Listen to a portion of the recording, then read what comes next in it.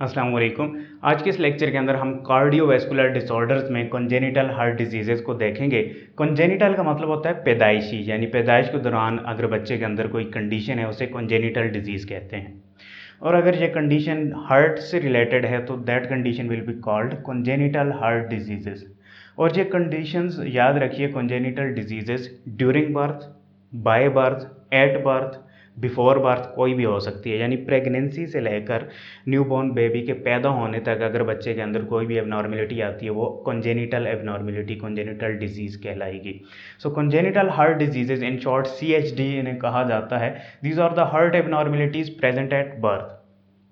बहुत सारी heart abnormalities birth के दौरान हो सकती हैं, बट मोस्ट कॉमनली 3 टाइप की एबनॉर्मेलिटीज़, 3 टाइप की डिजीज़ेज़, 3 टाइप के डिफेक्ट्स देखने को मिलते हैं। और इसकी रेशो होती है तकरीबन 1 in 100 बर्थ, यानी हर 100 में से एक बच्चा जो पैदा हो रहा है वो कंजेनिटल हार्ट डिजीज़ लेकर पैदा हो रहा है। बट मोस्टली ये देखने को मिलता है कि ये जो डिफेक्ट्स हैं ये खुद ही रिपेयर हो जाते हैं, इतने कॉम्प्लिकेटेड नहीं होते हैं। बट स्टिल कुछ बच्चों के अंदर ये काफ़ी कॉम्प्लिकेटेड होते हैं और डेथ अकर हो सकती है। सो 3 जो मोस्ट कॉमन डिफेक्ट्स हैं कॉन्जेनिटल हार्ट डिजीज़ में हमें देखने को मिलते हैं हार्ट के अंदर, वो हम इस लेक्चर में डिस्कस करने वाले हैं। सो सबसे पहले डिफेक्ट की तरफ चलते हैं। ये एक हार्ट मैंने ड्रा कर रखा है और हार्ट की ये जो इंटरनल वाल है, WALL वाल, दीवार है, इसे क्या कहा जाता है? सेप्टम कहा जाता है, जो कि सेपरेट कर रही होती है 2 चैम्बर्स को आपस में, यानी लेफ्ट और राइट चैम्बर को, लेफ्ट और राइट चैम्बर को आपस में सेपरेट कर रही होती है ये wall,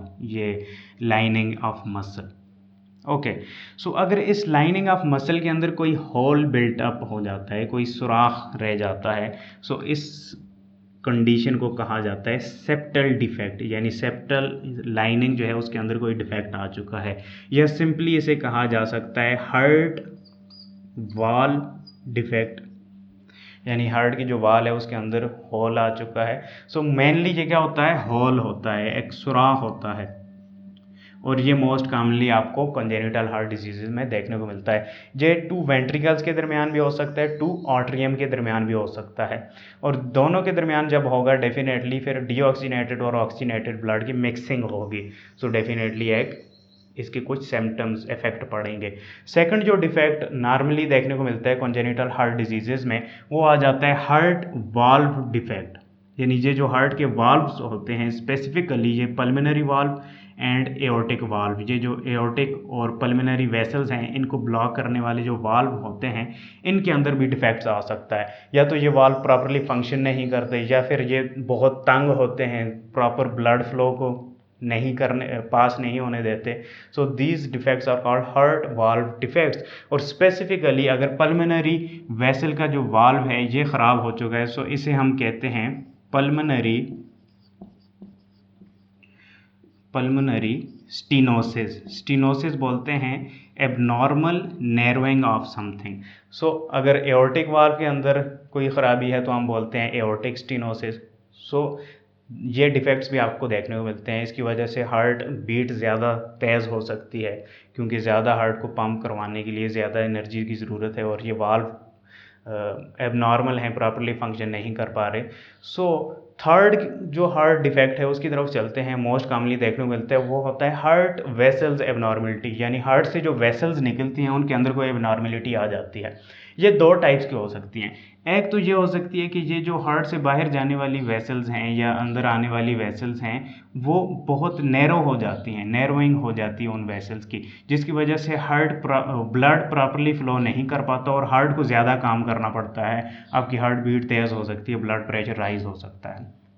so abnormal narrowing of some blood vessels, या फिर mixing of blood vessel occur हो सकती है। ये पल्मोनरी वेसल है, इसको अपने रास्ते से जाना चाहिए, ऑर्टिक को अपने रास्ते से, but due to some reasons ये वेसल्स आपस में मिल चुकी हैं। सो डीऑक्सीनेटेड और ऑक्सीनेटेड ब्लड इस तरीके से मिक्सअप हो रहा होता है। सो ये 2 टाइप के आपको ब्लड हार्ट वेसल एबनॉर्मलिटीज़ के अंदर डिफेक्ट्स देखने को मिलते हैं और डेफिनेटली फिर इनके कुछ इम्पैक्ट भी पड़ते हैं, कुछ सिम्टम्स भी पड़ते हैं, सामने आते हैं। ओके, काजेज़ की अगर हम बात करें, ये कॉन्जेनिटल हार्ट डिजीज़ेज़ क्यों अक्कर होती हैं, तो मोस्टली ये जेनेटिकल होती हैं, यानी कोई क्रोमोसोमल डिफेक्ट हो जाता है जिसकी वजह से आपका हार्ट प्रॉपरली बिल्ट नहीं कर पाता। इसके अलावा certain medication and alcohol abuse during pregnancy, कोई मेडिकेशन ले ली, ऐसी ड्रग एब्यूज़ कर लिया, अल्कोहल एब्यूज़ कर लिया, तो उसके कुछ डेफिनेटली साइड इफ़ेक्ट्स आते हैं, सो वो हार्ट के ऊपर इम्पैक्ट डाल सकते हैं, कोई असर डाल सकते हैं।